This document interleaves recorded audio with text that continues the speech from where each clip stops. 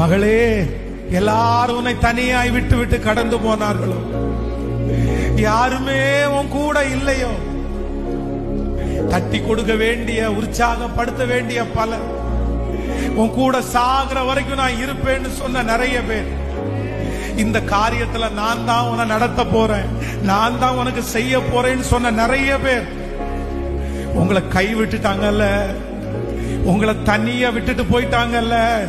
ஆனா அப்படி தனிமையை நிற்கிற உங்களை பார்த்து கர்த்தர் வாக்கு கொடுக்கிறார், நான் உன் சத்துருக்களுக்கு முன்பாக உன் தலையை எண்ணெயினால் அபிஷேகம் பண்ணி உன் பாத்திரத்தை நிரம்பி வழிய பண்ணுவேன். இது கர்த்தருடைய வார்த்தை, இது ஆவியானவர் உங்களுக்கு வாக்கு கொடுக்கிறார். கர்த்தர் வாக்கு கொடுக்கிறார். Download ShareChat.